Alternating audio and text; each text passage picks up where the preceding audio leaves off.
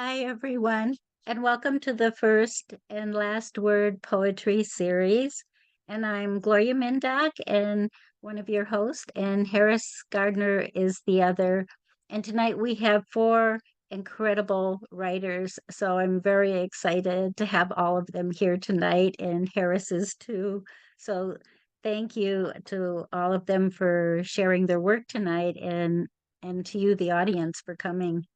And so our first reader is Holly Guran.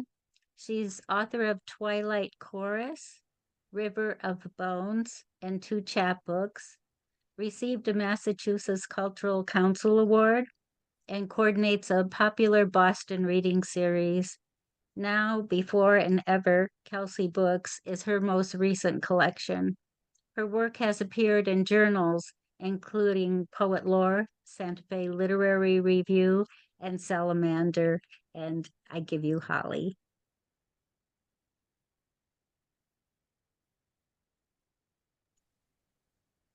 Okay, thank you, Gloria.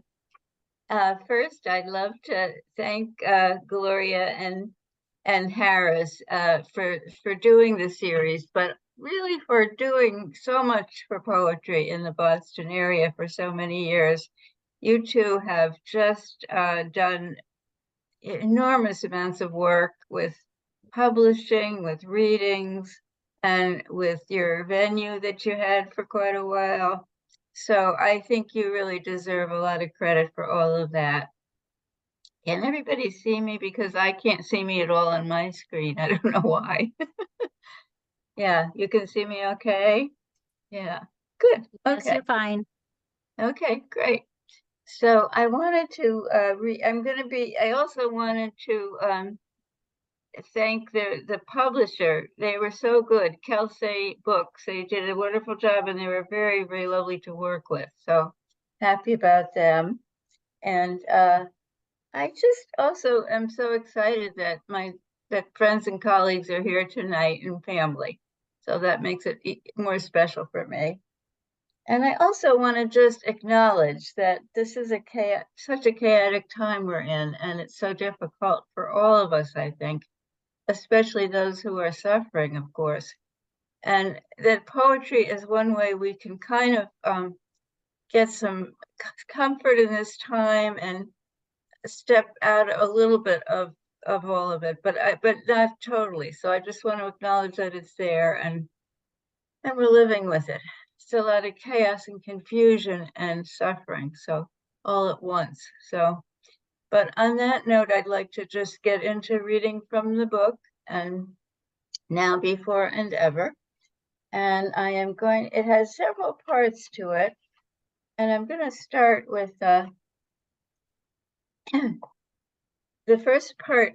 The first section is called Shape of a Garden. And I'm going to start with a poem called Life Work. Something to be said for the dry ground where gold chrysanthemums rose and held on bravely, well into fall's turning, where the where the mint beneath survived, now to spread the chopped leaves, a mulch to nourish, to preserve the soil's integrity. We are not sure what will be saved or whether the invasives will reappear, but we remain loyal, carrying our bucket of tools to where our work will be done. The next poem comes from another section in the book called Uninvited. And it's I wrote a few COVID poems, not very many, but this is one of the COVID poems I did write. And I'm trying to figure out why this is doing what it's doing here. All I can see is Gloria. Okay, well, it's nice to see you, Gloria. It's good. All right. I don't know how to fix that. I'm sorry. You go to your speaker view up there and see if you can pull yourself up. Yeah, maybe I can do it there. Let me try that. Yeah. Okay, here we go. Oh, there I am. Okay, there. All right. Well, they can see me up there anyway. Okay. This one's called Teenagers. Their bikes lie together quietly next door. Their unquiet bodies, gaggles of boys, cliques of girls, back in the woods and the wetlands, without masks, without distance, voices muted by the trees and the brush. Take risks, the preacher tells us. You will be known by your wounds. Should I scold? Use a mask, keep distant, or gently probe. What is it like for you this crazy time? How are you managing? They are showing me as they traipse back carrying a mattress to their makeshift camp. Okay. The next few poems I'm going to read are about my son. And the first one is called My Hires. Hope I pronounced that correctly. And it's Welsh for homesickness tinged with grief. My Hires. You assembled the fragile balsa bird in the room I made you leave. Was the bird a stork carrying you from its beak, suspended in a hammock? Pregnant, I walked miles, even jumped, all the way to the 30th Street station. Your 3-month-old brother asleep in his carriage. I bled, not ready for another. Who is ready for life's bequests? But I loved the joy inside. You pushing, even then, straining against the confines until your hasty birth. Where was the doctor? My legs elevated after my blood pressure dropped. Your nights tangled with days, bald, plump, not easy. I never slept. My own limits tested. I failed at the juncture when your adulthood seemed in reach. Let's go back to your room, to the fragile crane. Let's return, carried by these balsa wings, to where we belong. And the next one is dedicated to a friend named Laura, who was a neighbor and has moved, but we had some good talks together. Broken lines. He's having a hard time, my neighbor says, my brother. Her eyes widen and stare where density swallows light. Her voice sounds like a week falling apart. Yes, familiar. He has hard times too, my son. How a word, a phrase can ignite. She and I both walk on cups, feel porcelain shatter and cut. We retrace, look for a pattern. What did I say? Was there a better way? Yes, dynamite will explode, joined to a smoldering wire. She says, he stopped his meds. I say, he won't get help. It's always the other. She misses her brother. I miss my son. She says, he'd never done anything like this.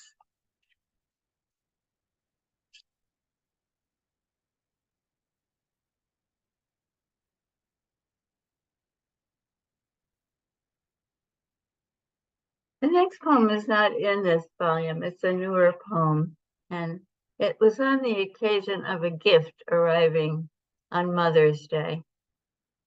Tan carton on the porch, addressed to Mom. I cut the perforation and tug hard until it opens to another box, much easier to release.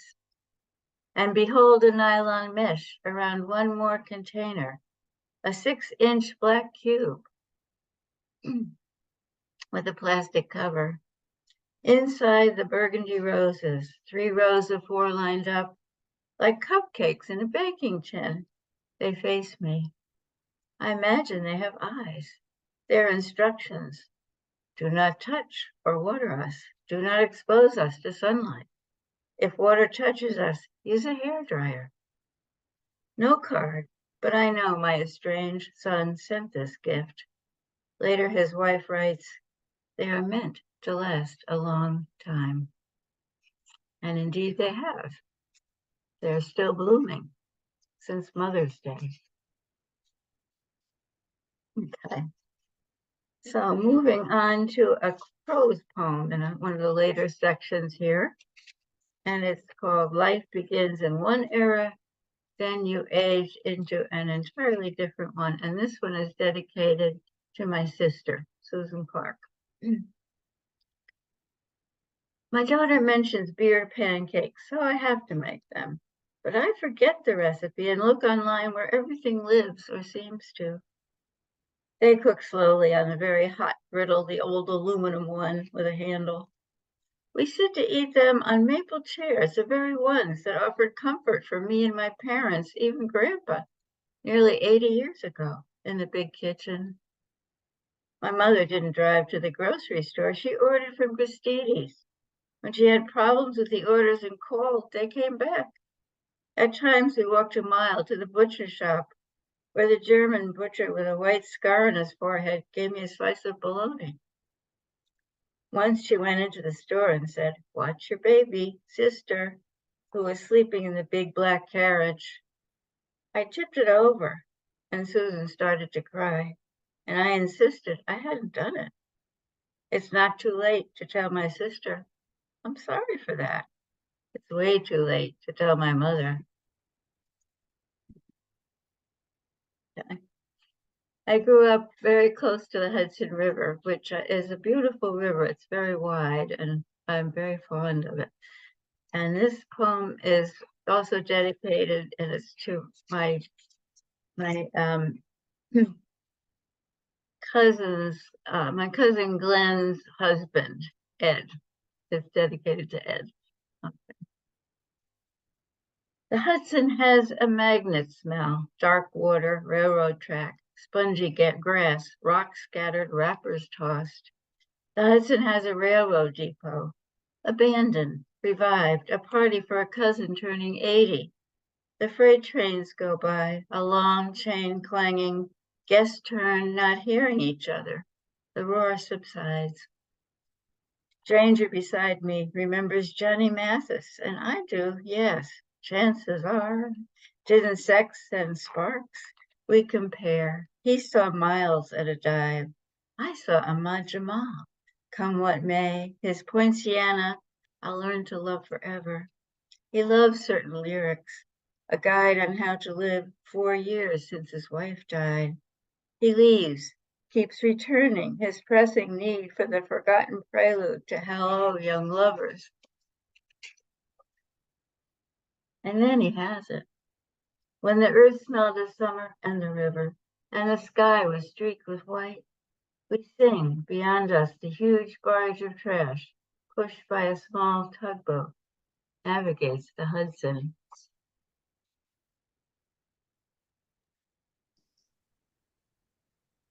And I think that this is the 2-poem warning, and 2 more. This is the next one is also one of the COVID poems I managed to write at the beginning of COVID. Stony Brook Reservation. Prehistory laid bare, elephantine eruptions, massive gray splendor. Their seeded cracks, recent homes for pines, an occasional phrase, gang graffiti, the near present.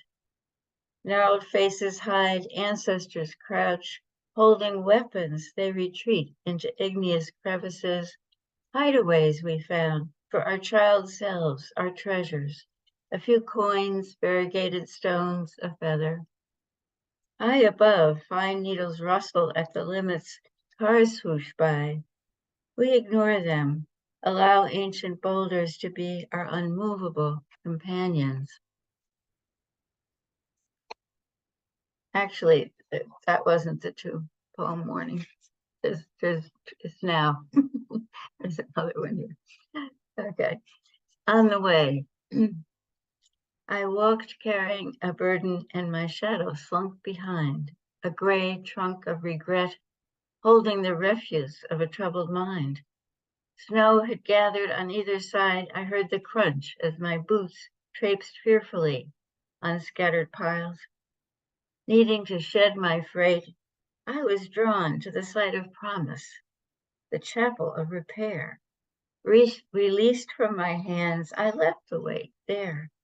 When I pivoted and turned my feet toward home, my shadow led, stretched and thinning, to formlessness ahead. Together we journeyed, me and my new ghostly friend, who was called away as I felt night descend. And then this is the last one. Lenten sprouts between the cracks. This appeared recently in a magazine online, but this is a revised version of it. That the one that appeared is a lot longer and different. So Lenten sprouts between the cracks. If people that know myself and Phil know Ginger, the dog we had for 17 years, who was really part of the family and died in the last few months. Between cracks of memory, much lingers. The present floats up with its daily repetitions, beneath it the dreams.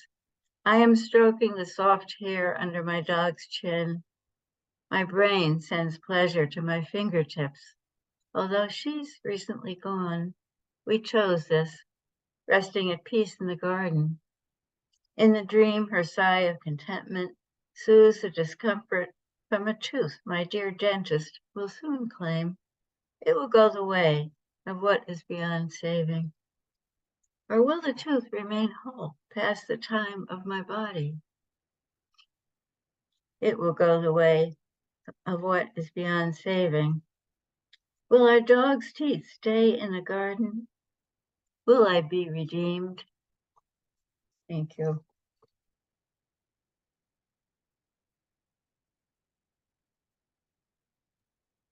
Thank you, Holly. Those were beautiful poems. And our next reader is David Surette. He has a new book of poetry called Tonic. He is the author of 6 other collections. His poems recently featured in the anthology From the Farther Shore, Discovering Cape Cod and the Islands Through Poetry. He lives on Cape Cod, and I give you David. Thank you, Gloria. Thank you, Harris. I did call my new book Tonic for a couple of reasons. One, it sets it in the 60s in Malden, and that's what we called soda, is we called it tonic. And also I hope it's a little bit of a tonic, in hard times, maybe a little respite from the everyday things. And I thought when I sat down to write these poems that I wouldn't write any more Malden poems because I named my last book Malden. But my best friend sent me a 5th grade yearbook, and I was looking through all the predictions for my classmates, and it made such a great poem. So this is a 5th grade yearbook. The 1968 Our Community, published by the 5th grade Class B of Immaculate Conception School, Malden, Massachusetts, in memory of Robert F. Kennedy. I will grow up to be an historian. Further down it notes, I am most popular. So I have that going for me. But truth to tell, I tied Tommy Cronin, who swept the rest of the superlatives. But what about the 2 Carberry boys, ordained to be loan shark and garbage collector? Or Joanne Breen's go-go dancer? Or Robert LaRose works for the circus? How did life work out for them? I wonder if class poet Mary Theriault is sitting somewhere clutching a thin volume of poetry, waiting to hear her name called so she can go to the podium and read to the dozen folks, each holding their own. That crowd might include me. I didn't grow up to be an historian unless you count my endless desire to spill my own. So I'm going to spill some more of my own. This is Making Out, Malden High School, 1973. They made out between every class on the stairway platform between the 1st and 2nd floor. 2,000 students changing class pushed up and down those stairs as they kissed, oblivious to the bodies brushing by. Her blonde hair fell long down her back, and his afro burst like a dandelion, brown cheek pressed to white. I sat outside the principal's office when they arrived, about a dozen, purpose in their gait. I didn't hear their demands, but I heard the angry response. They marched out, heads bowed, cowed, and angry. Now they want their own prom, the principal said to me, his only audience now. I didn't know what they had already asked for, or why this was one thing too many. Later that year, we all gathered in the auditorium for the kickoff of the Sickle Cell Anemia Awareness Campaign. It brought out a lot of racist in some kids, stuff I'm too cowardly to repeat. A large man guided Stevie Wonder to the piano. Stevie Wonder, I'm not making this up. He sang, very superstitious, "The devil's on his way." But the devil was already here, the angels fearlessly kissing on the stairs. A lot of social media has been talking about, it's been 50 years since Stevie Wonder sang at Malden High School. And I felt a little bad that my poem wasn't that sentimental, but it was an amazing moment. I'll tell you that. I do live on Cape Cod now, and I live in the same town that we visited as children. So it's brought up a lot of these young poems. So this is Salt Marsh Lane, Cape Cod, 1966. It was summer. I know this because I wore only shorts, felt the packed sand beneath my bare feet, smelled the sulfury marsh behind me. We played basketball, the hoop high above our heads nailed to pitch pine. We heaved the ball underhand, not yet capable of holding the ball over our heads. We took turns, no dribbling, just an awkward bouncing in place. I don't remember talking, maybe laughing with her. I squatted and tucked the ball between my legs and heaved it to the net. I followed it with my eyes. It clunked off the rim and plopped back in front of me. I looked up at her, staring at me like I had pulled a knife on her. She looked once behind her, then twice, and ran. I had no idea what had come over her. What had I done to scare her so? Did someone call her? Was she coming back? A breeze between my knees, a quick look downward, revealed my split shorts where I had dropped through. I didn't mean anything. It just happened. Hey, man, she was fast. I pushed myself back up and went inside to chuck away those offending shorts.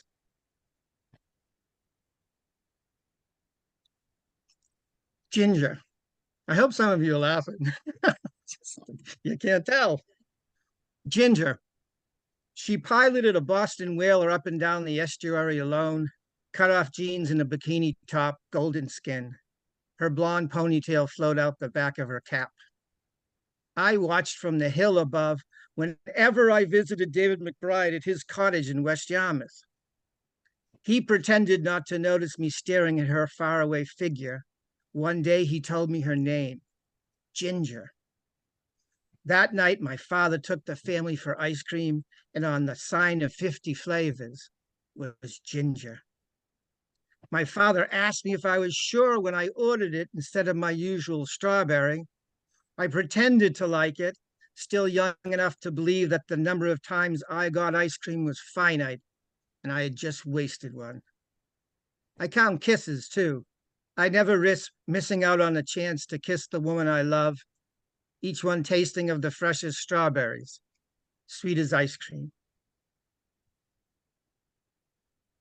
I did teach for 33 years, so I do have some teacher poems. Actually, I have three, one from the beginning of my career, one from the middle, and one from the end. So this first one is teaching. My first teaching practicum was in a kindergarten, February and cold, Waterville, Maine cold. The children clomped in, boots, ski pants, scarves, mittens, sweaters, hats that filled the overheated room with the sense of wool and snow. They lined up and the teacher and I commenced the work. Mittens shaken off, left dangling, hats removed, stuffed in pockets, scarves unwrapped, hung on hooks, jackets pulled off, left waiting, boots pulled free, squeezed into the cubbies. The teacher wiped the noses that needed wiping. When the last child was settled, it was time to get them redressed for the journey back home.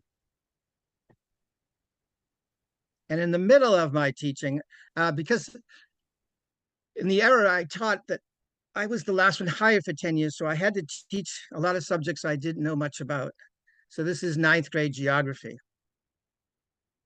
I planned a chapter ahead and fake teaching knowledge of the subject.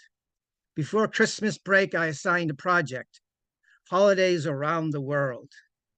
It goes as expected until Jared steps to the front of the class and announces St. Dominic's Day.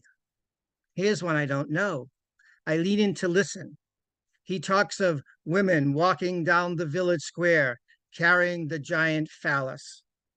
The giant what? I say to myself, and scan the classroom. The class pretends to listen. There's not even a smirk. The women prostrate themselves in front of it and weep with joy. The presenter admits no adolescent giggles had he bothered to look up prostrate or phallus.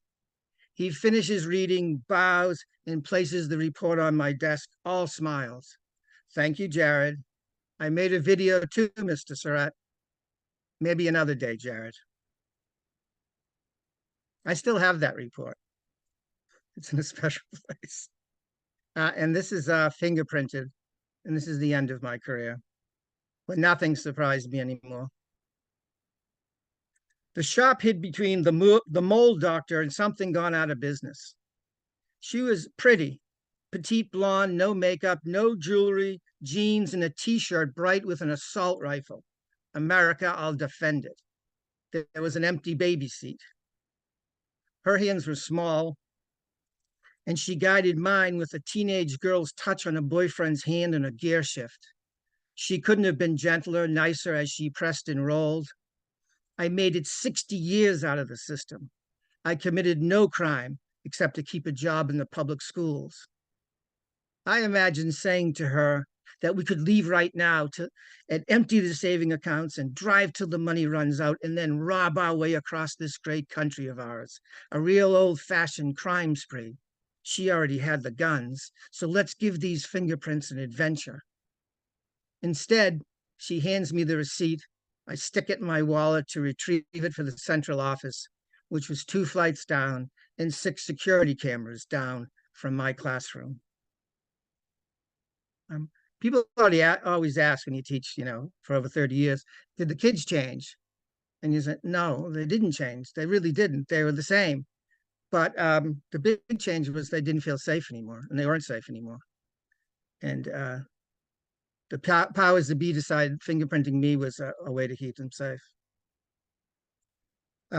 This is a couple of poems for my wife, who we've been together, I don't know, 48 years, and I don't always get it right. So this is one of the times I didn't get it right. This is the gift. She could tell I was pleased with myself. You're gonna love it.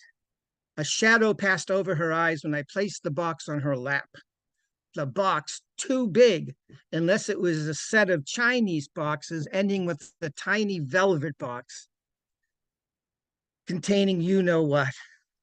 I had screwed up again. It was a pair of ice skates. I'd picture her holding my hand as we glided over the ice, the only surface on which I have any grace. The very picture of 2 people in love. She didn't say a word, grinned, tried them on. We did skate once, me in my Bauer Supremes, she in her bright white Rydels. She said they hurt her feet. I did eventually get it right. And this is I guess this is a COVID poem. Right before COVID, my wife was working in Martha's Vineyard, so she was commuting by boat. And it was the first time in our whole relationship that we were apart, consistently. So Martha's Vineyard Hospital. My wife worked on the island. She commuted on the ferry from Woods Hole, leaving retired me alone for a couple of days a week. I pulled her old photo book off the shelf, all the hers before I first saw her. When she returned, I told her how beautiful she was and how I wished I had known her then, known her all my life. She made a face like she had bitten into a lemon. She tried to make me feel better. She told me that in the beginning, she thought I was too pretty to date. And that does make me feel a little better, although I haven't been pretty for decades. I guess that takes a little imagination, but I was pretty once. I have a couple of poems for my dad. And then I guess this is the 3-poem warning. And being the holiday, I guess it fits. This is a World War II monument. I pulled over to surprise my father. Come with me, Dad. I wanted to show him where he and his brother's names were newly etched. My mother stayed in the car. Come on, I said, Mom, it's cool. She remained in her seat. I already know his name, David. Bella Pratt's sculpture stands above Bell Rock Park, the bells long silenced. The Marine waves a flag, Army and Navy crouch on guard. We follow the paths led by Olmsted, ignored memorials for the Civil and Revolutionary Wars, past Michael Wigglesworth's plaque. I steered my father to his and his brother's war. On the wall, engraved neighbor names, classmate names, Malden names, served and survived, and those who died. My fingers read history's braille. Most are dead now, and in a few years my father joined them. My mother, who waited in the car, sits daily next to his empty chair. And this is called Last One, but it's not my last one. I have one after it. Last one. I was surprised as everyone departed 2 at a time, a backwards arc. Didn't they hear? Didn't they know? No one should die alone, and no one should be alone to wait, but I was alone to wait. A nurse who was so tall, maybe 6'2", checked on him and said, it's only a matter of time. My younger brother, late as usual, finally appeared and said little. We waited until the tall nurse turned and said, he's gone. I expected more than this terrible absence. She wrapped me in her arms, this very tall nurse. My brother stepped back to the wall like he was facing a firing squad. I know with this, so many poets on my screen here. I think you know this feeling is that we're sort of out looking for poems, and then we get one, and then we make a poem, and we're really happy it's a poem. And so often when I read them, I'd forgotten what the emotion behind it was. So it's just an interesting phenomenon. I think I felt what a lot of people felt during the pandemic. There was a lot of, I don't know, sadness, despair. So this is the poem I wrote coming out of it. And I'd like to finish with that. And thank you. It's lovely to see all your faces. It's so nice to be here. So this is, well, when you order my book, I just want to show you that on the back, there are 4 faces. There they are.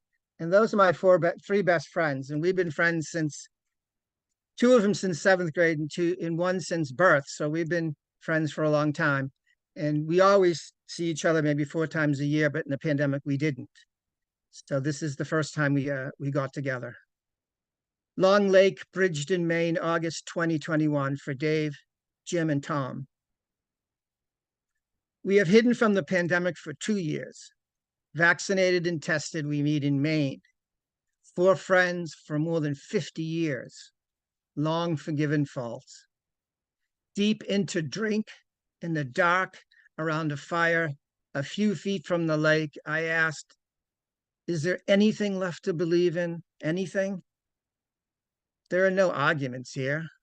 My friends say, just appreciate the best in our lives. Know that we are loved and that we love. I don't know if that's enough. As they go to bed one by one, I strip and walk into the lake, hoping to awaken something or to find a place in the lake's blessing.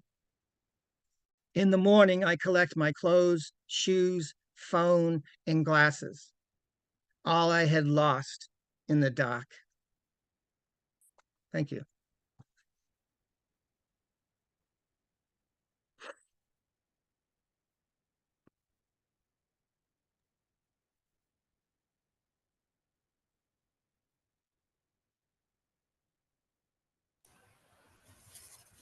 Thank you, David.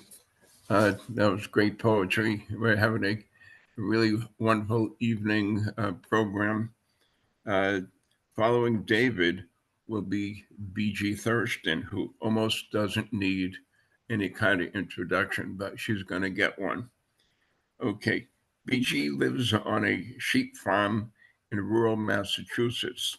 She's taught writing courses at Lasell University, also known as Lasell Village, and online for Vermont College. Her third book of poetry about the history of her 1770s farmhouse is titled The Many Lives of Cathouse Farm, Tales of a Rural Brothel, and is forthcoming in 2024 from Červená Barva Press. Please welcome B.G. Thurston.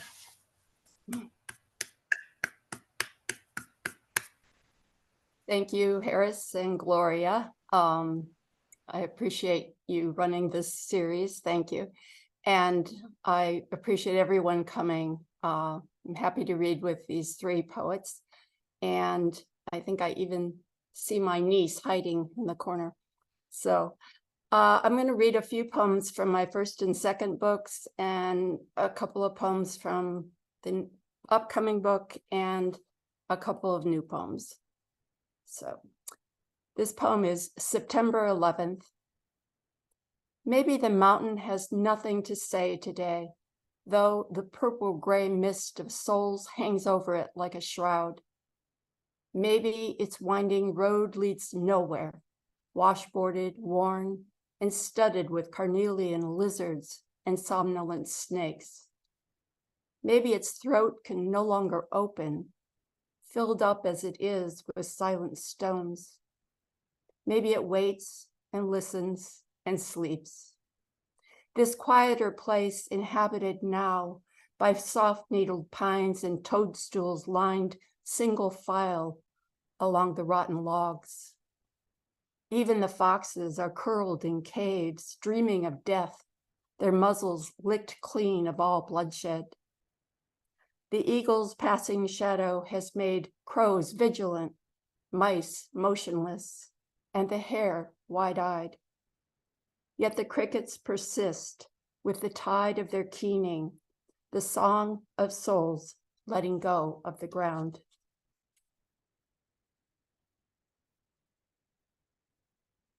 Intercession. A consequence of sound draws me from my thoughts as I drink cappuccino. Crumbs and sugar attract you, trapped wasp, who drones and bats the cafe window full of late afternoon sun. How often what we long for lies just beyond our reach. Leaner version of bee with none of its sweetness. You zigzag across the glass, creating a geometrical poem whose meaning even I see. Resigned, you feast on leavings and make your way to my empty paper plate. Common creature, garbage eater, why should I care about you, whose kin dot the dusty ledge? I have been stung by your kind before, welts swelled with a sense of injustice. Yet as I leave, I carry my plate outside, shake you into the wind, and return to the buzzing world.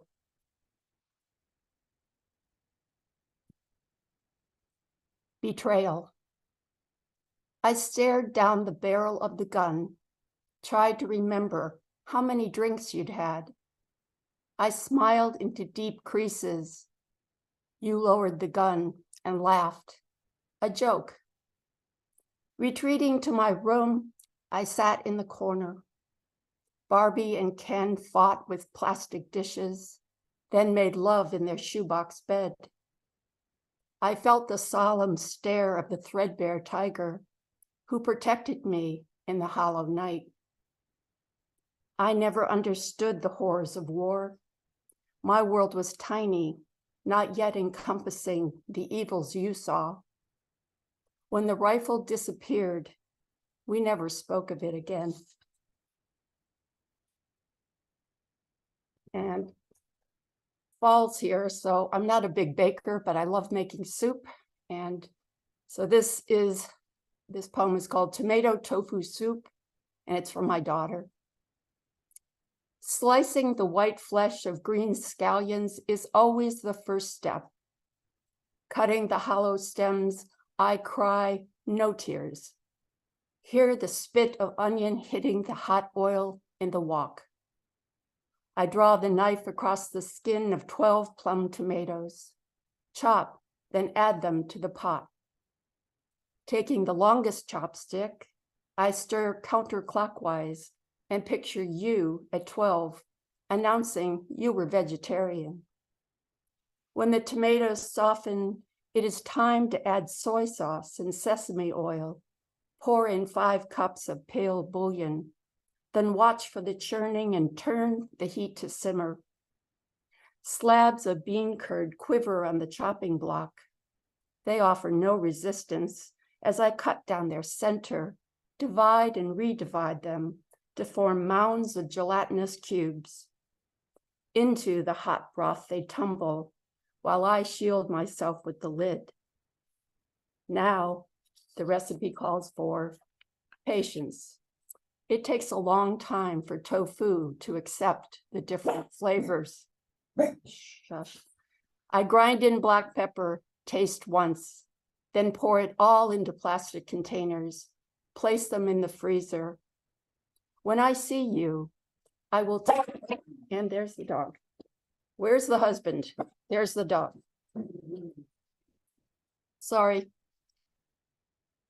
If it was your dog, I'd be happy, but it's mine. So anyway, it takes a long time for tofu to accept the different flavors. I grind in black pepper, taste once, then pour it all into plastic containers, place them in the freezer. When I see you, I will tuck these frozen blocks of soup in your car. You will leave again, and wherever you go this time, you will heat them on your stove, hold the steaming bowl to your lips, and drink the memory of warmth. My new book is about the history of this farmhouse, and it was built in 1770, and 4 generations of the Weeks family lived here for almost a century. But then most of them succumbed because there were various pandemics. So this poem is called Barris Cemetery, Richmond, New Hampshire.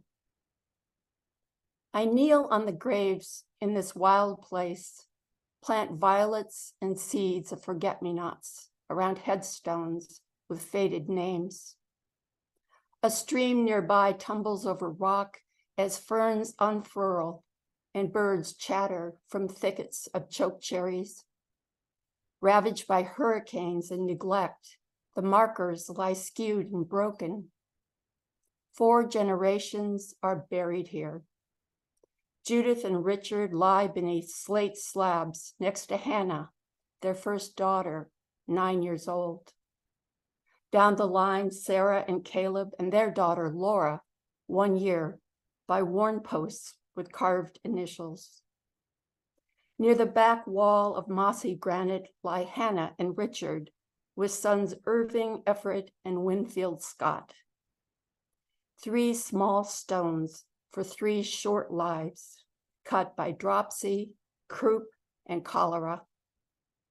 1 orphan, Frederick, the only survivor.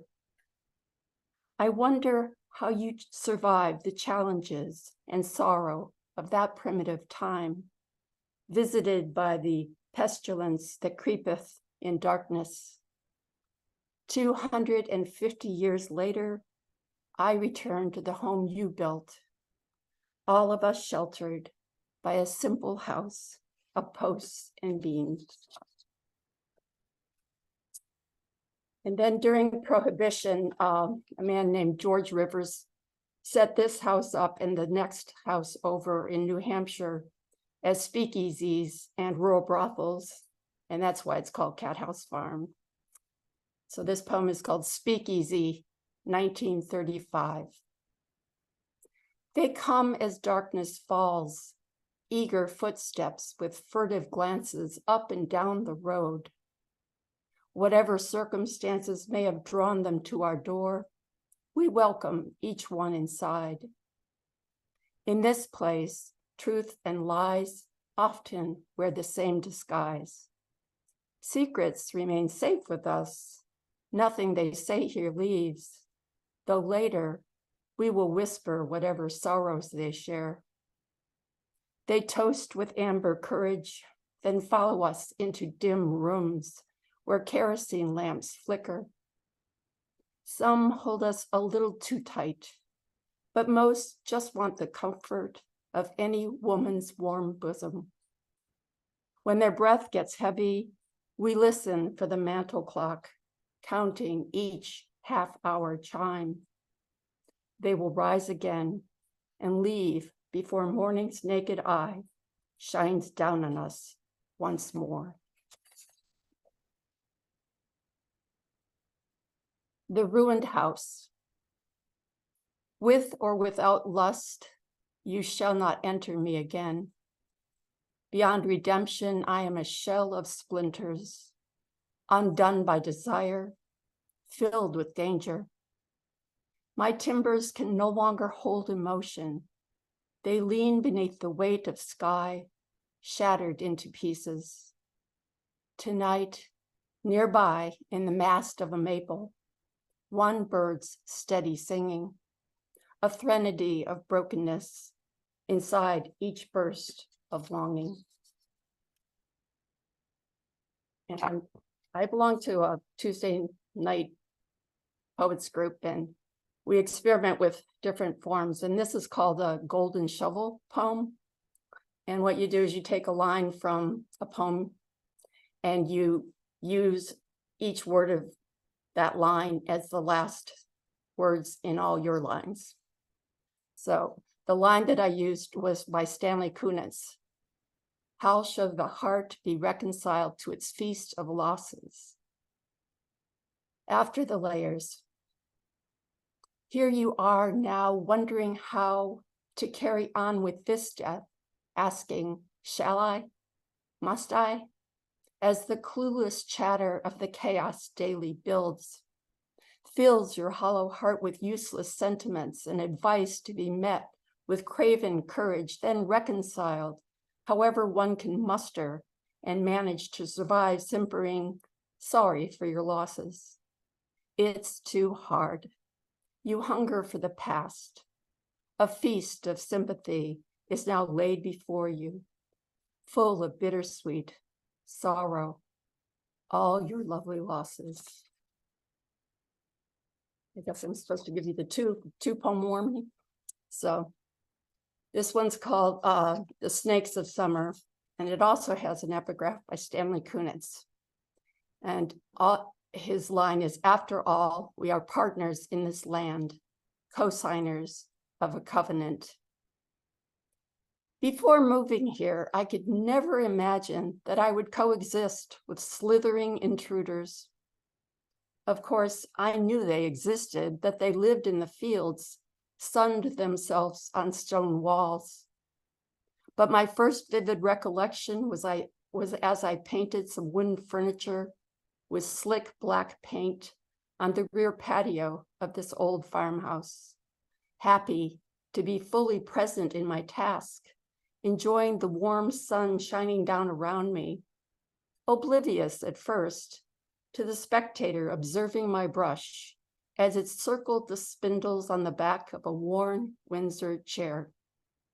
When I looked up and noticed a long, looping onlooker with stripes of black and yellow scales wrapped around an old wooden gutter, quietly watching my progress, I stared, then shuddered.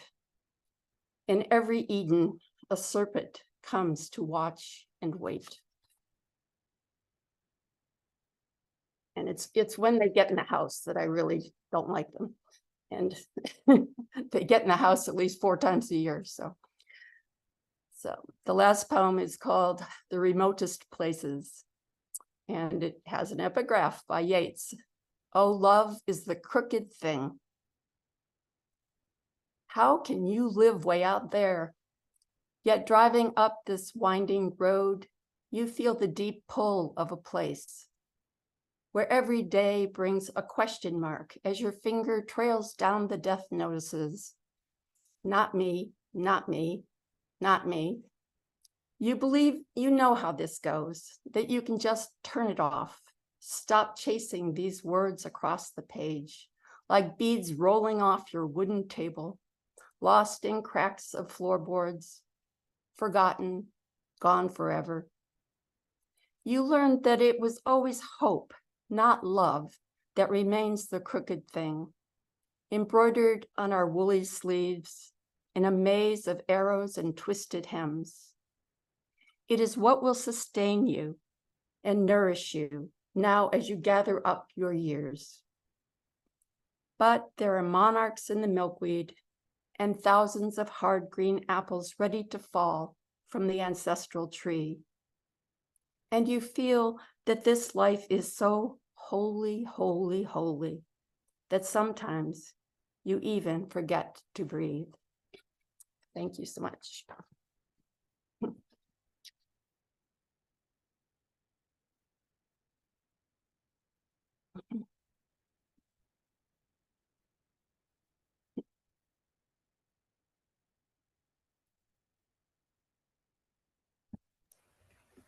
That was beautiful, BG. Thank you very much.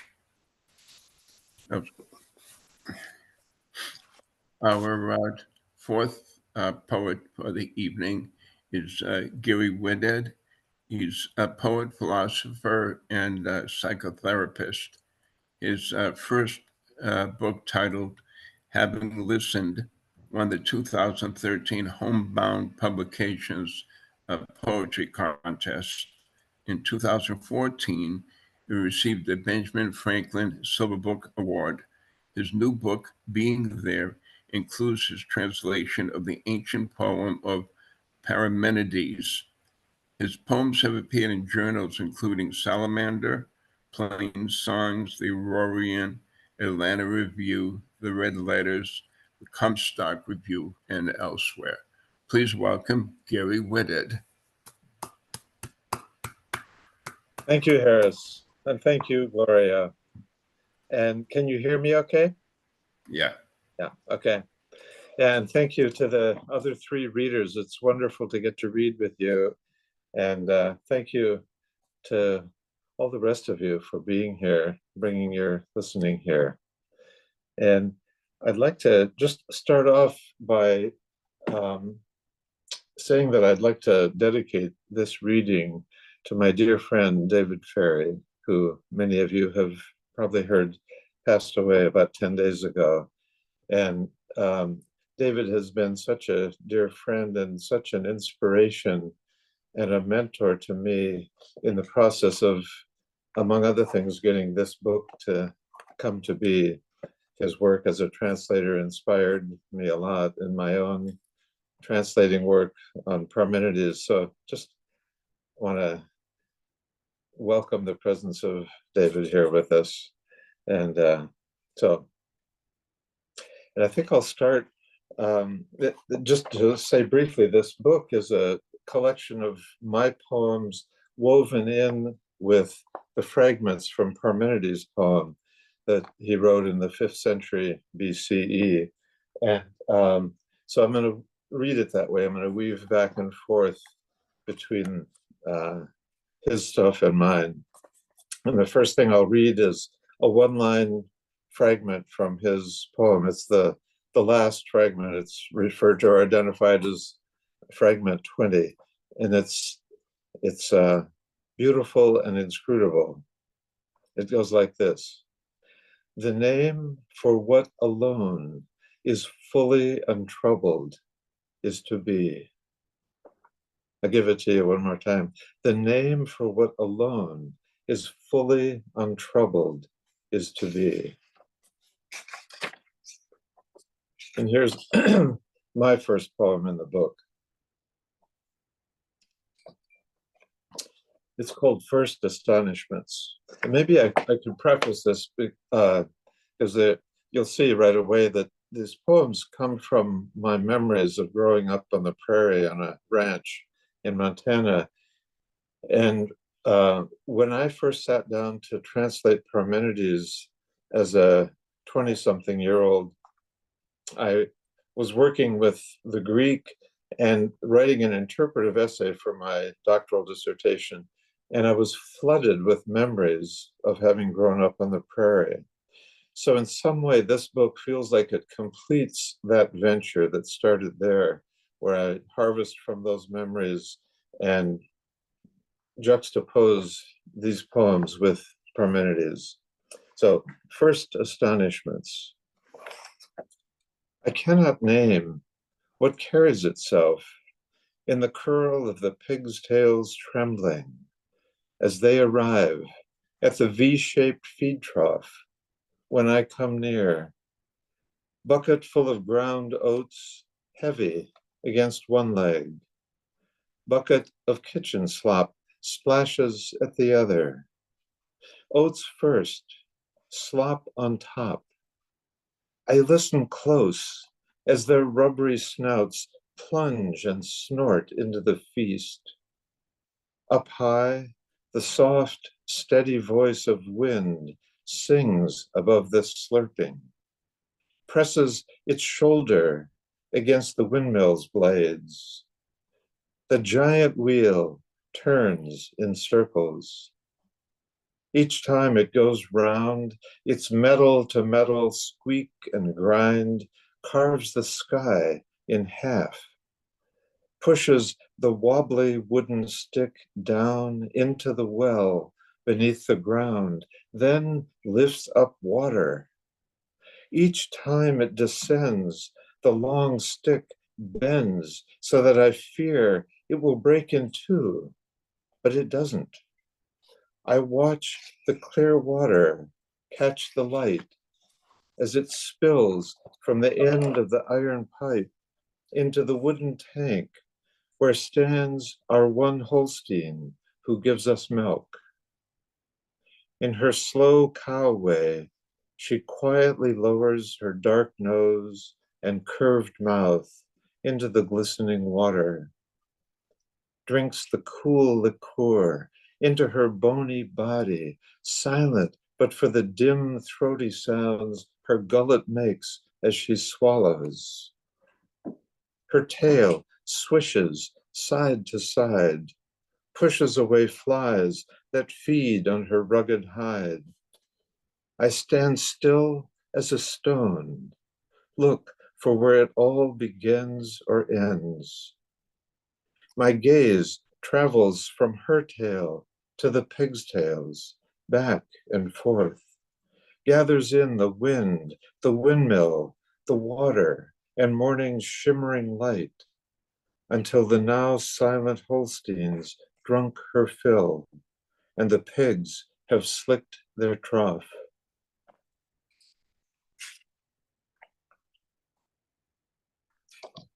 So that's the farm.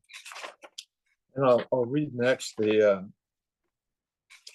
translation of Parmenides' first fragment, which is the beginning of his poem.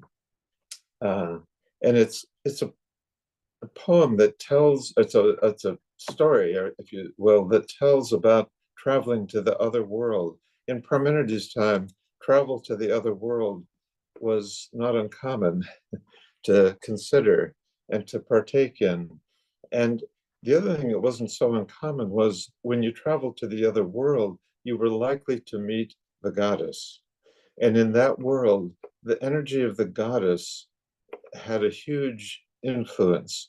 And for Parmenides and all his people, one of the influences was that was a way to get healthy laws, because she would give them to the travelers to the other world to bring healthy laws back to the community to govern the community with. And I think we probably all would agree we could use some healthy laws right now. So Parmenides, fragment 1. Horses carry me as far as my longing can reach. Transport me to the many-voiced road of the goddess that carries the one who listens through vast silence. On that way I am carried, for the very wise horses know where to go. They pull the chariot at full gallop, and maidens lead the way. An axle blazes in its sockets, urged forward at both ends by its whirling wheels, sends forth the eerie sound of a whistle you hear traveling to the other world.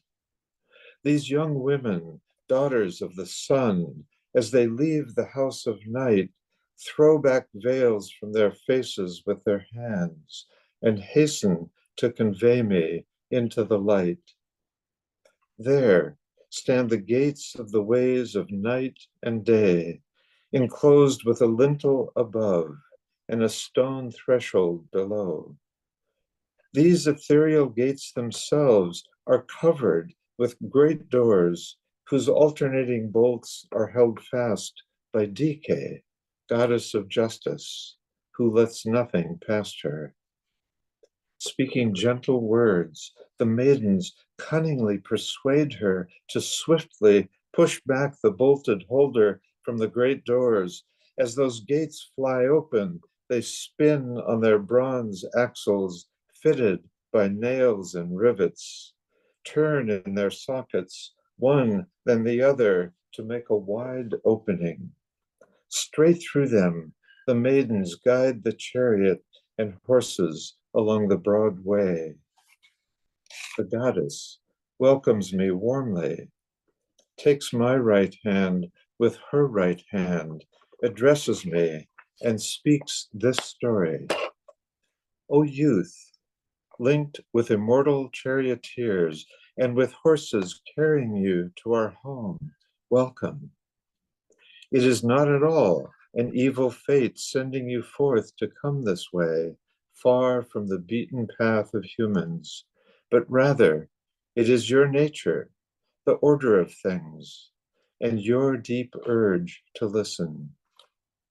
It is necessary that you hear all things, both the untrembling heart of well-rounded truth and the opinions of mortals which hold no true belief. Nevertheless, you will listen to these also, how it is necessary that things as they appear be acceptable as they continually penetrate all things.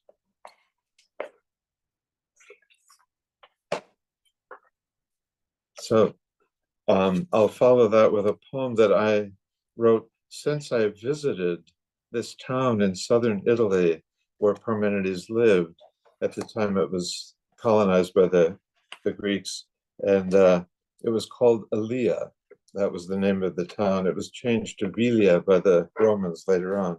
But this is my poem written after visiting Alia. And when I went there, walking into the site of the ruins, it was so astounding how present I could feel Parmenides being. It wasn't as if he was there, he was there. So here's the poem called Touched by Stones. I walk where Parmenides walked, among the ruins of walls fallen since his time, stones that remain because they can, because they are stones, and in their way speak something we cannot know, but be touched by if we listen in stone. Better maybe to say they stone, give them the power and standing of a verb, one among the many chiseled down to a noun, spoken over and over. That way we turn verbs, nouns, repeating them until they fall down, as those walls have fallen.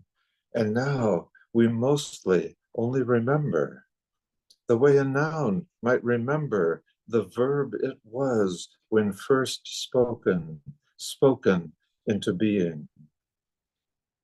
I feel the stones awaken, begin, how odd, to listen.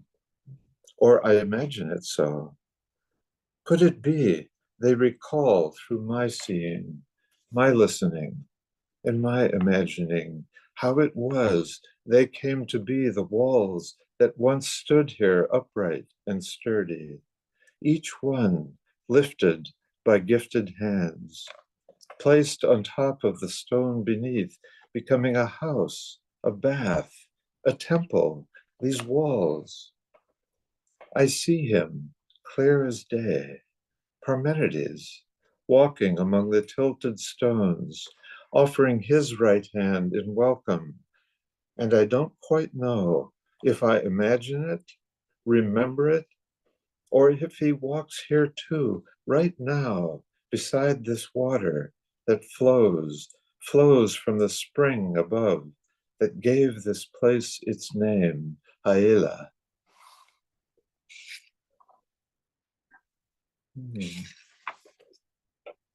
So this is probably my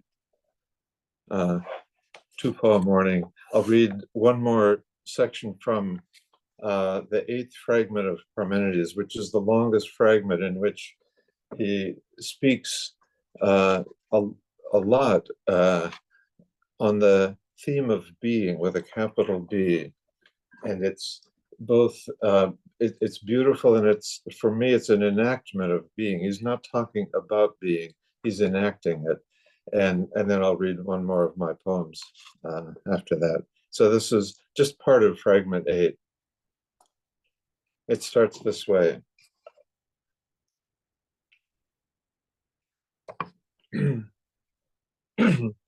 And one utterance of the way still is left, that it is. Listen to this. On this way are very many signs that being is birthless and indestructible, for it is whole-limbed and unmoved and without end. Not ever was it, or will it be, since it is now all at once, one, continuous. For what origin would you seek of being? In what way and from where did being grow? From not being, I shall not allow you to say or to think, for it is not to be said or thought that being is not. Beginning from not being, what debt could stir being to grow later rather than before? Hence, it is necessary that being be either wholly or not at all. Not ever with the power of trustworthy listening allow that something come to be from not being to stand beside being.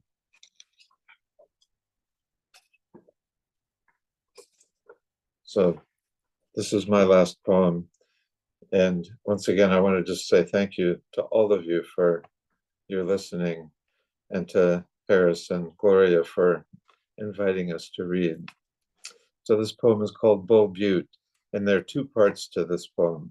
And Bull Butte is a landmark near the summer pasture of my youth.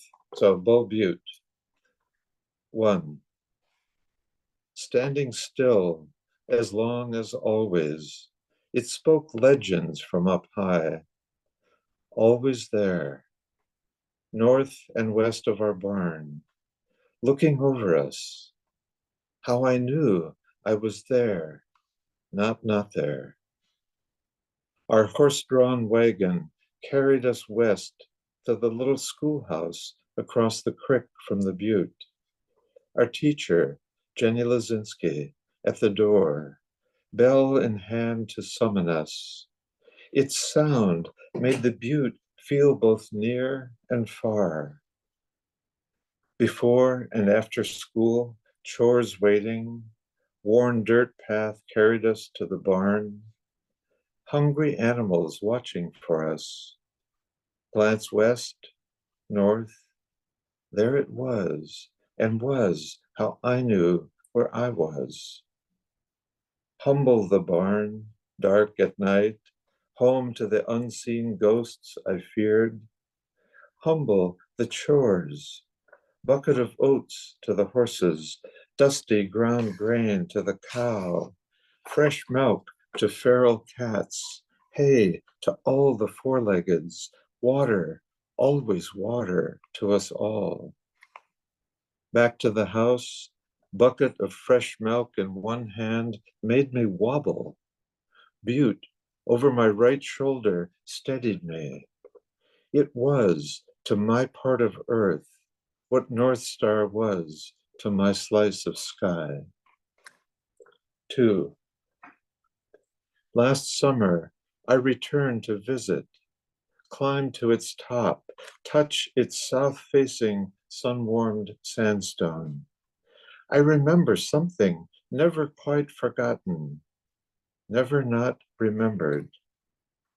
Hands firm against one of its wind-shaped curved shoulders, feet against its ledge, unexpected vibrations enter my arms, move up my legs. I swear I feel Earth's core ablaze below. I want that, not to have it, but to be it, and being it, to open, to vibrate, become molten, not separate and not part of everything, but everything. Thank you.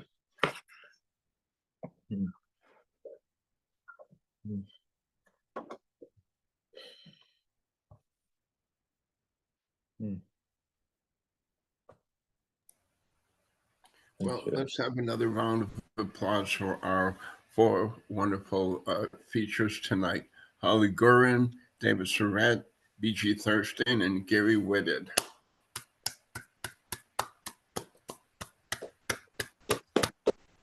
Hey, Gary, I pronounced your last name right, didn't I? Say it again. Did I pronounce your last name right? Whited. Oh, Whited. It's like the past tense of white. Okay. That helps. I was going to say whited, but then I kind of looked it up on Google and it said Whitted. Sorry about that. No problem, no problem. Okay, so we're going to open it up to a Q&A session.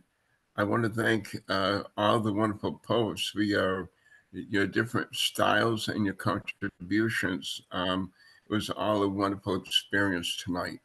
I do want to ask the first question of Gary. Is you said you started your translation of the fragments or Parmenides when you were in your 20s. What made you pick that particular ancient poet? You know, some do Homer, some do Sappho, some do this one and that one. Yeah, it's a good question, Harris. And what I would say is I had learned classical Greek, and then when I started studying philosophy, I kept being led to the pre-Socratic philosophers, Parmenides among them, Heraclitus, all those guys, Anaximander, Anaximenes, and a whole bunch of so-called pre-Socratic philosophers, in that they lived and thought and wrote before Socrates. And then when I sat down to work on my dissertation, I noticed that I just kept being drawn to Parmenides. I don't know why. I didn't know why at the time. I feel like I know why now. Because I think he was, the way I read Parmenides is his poem to me was an exhortation to listen. And I realized that as a kid, without knowing what I was doing, I was listening. I was listening to wind, I was listening to fence posts, I was listening to grass and cattle and Bull Butte and a whole lot of things. And somehow, without being consciously aware of it, I think I felt the invitation to harvest from all that listening. And so my rendering of Parmenides' poem is basically, among other things, an attempt to bring out that theme of an exhortation to listen to all of us. So I don't know if that answers the question, but that's part of the narrative of why I ended up focusing on Parmenides. Thank you. Does somebody else have any questions or comments for this evening? Don't be shy. Okay, Lee, I see your hand up. Yeah, I was just had to ask David. I mean, that was a hilarious poem, but is there a Saint Dominic? I mean, was that true? I never heard of it. I love the poem, but I tried, I've looked it up. So I don't know if I have no idea if he just made it up. and this is a long time ago, so this is before the internet, so I don't know if it was a Well, family. I I have mean, he no really- idea. He really deserves a good grade for being able to deliver it with a straight face, like you said. I mean, that's amazing. Yes, no, it's like I said, I still have the report. So I knew that someday I'd write the poem, I guess. But yeah, I have no idea if this is Saint Dominique. But if there is, God bless her. Yeah. Thank you. I just looked it up. There was a Saint Dominic.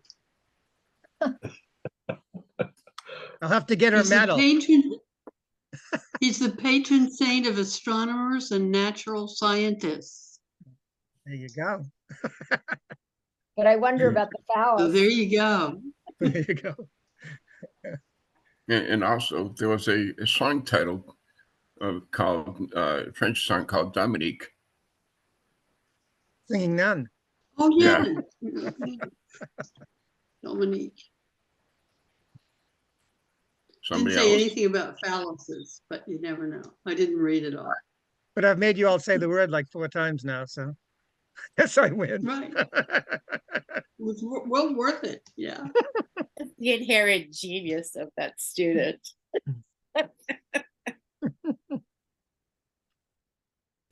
Somebody else? Yes, no, maybe? Comments, questions?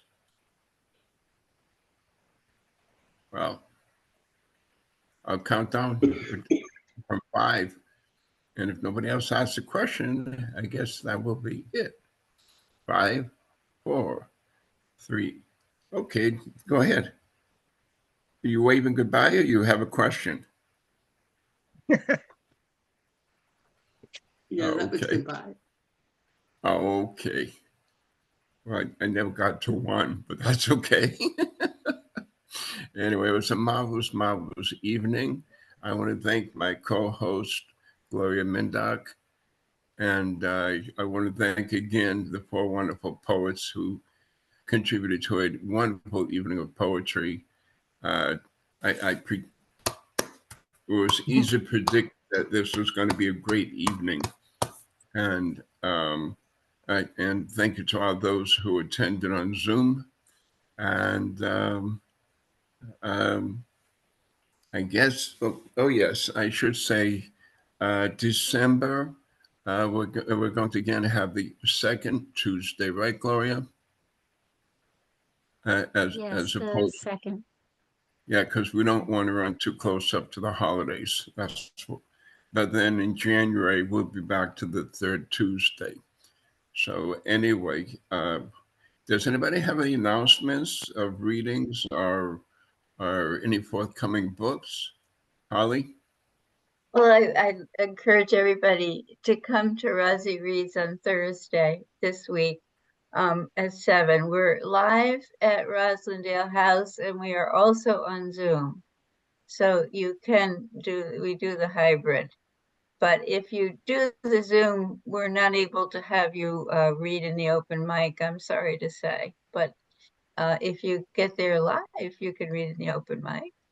Mm. Oh, and the poets, we have Amanda Shea, who is a spoken word poet who has awards and so forth. And we have Adam Scheffler, who's the other featured poet. So 2 wonderful featured poets and an open mic and refreshments. Thank you. There's another announcement that I'll be reading at the Brookline Poetry Series on December 17th, along with 2 other readers, Wendy Drexler, and the third person escapes. I can't remember who it is just now. Maybe you know, Harris or Gloria, one of you knows, or Holly, I don't know. But anyway, it'll be at 2 in the afternoon on December 17th, and that will be on Zoom. Okay. Oh, And it I is? have the week after Thanksgiving, the Sunday, I'm in Malden, and then the Tuesday I'm in East Bridgewater, and then the Thursday I'm in Malden again. So I'd love to see you in person. And I'll be And, at Menino Art Center in December. I believe it's 15th. And that's live reading and Menino Art Center in Hyde Park. Hmm. Yeah, with 2 other poets. I'm sorry, I don't have all that right now, but Okay. And Well, on December have- 8th, chapter and verse, that Mhm. meets at the Loring Greeno House. That's a Friday night at 7:30. And the 3 poets will be, or the 3 readers will be Ben Berman, Jason Tandon, and Lynn Vitti. Oh, Okay. okay. Well, that's a lot of announcements and a lot of calendars worth of poetry. So anyway, I Yeah. hope. Thanks again to you, Harris, and to Gloria and to the other readers. Thank you so much to all of you. Yeah, thanks to everybody for being here tonight. It was great to see everybody. Well, thank you all Thank again. you guys. And please join us the second Tuesday in December. So that date is going to It's be. December 14th. And Oh, that's so I got it, Harris. It's all right. I know it in my head for once. okay. Thank you very much. So we're all Anyway, good to good go. night. Thank you Thanks, again. Gloria and Harris. Thanks for doing this, Well, thank you all both for of you.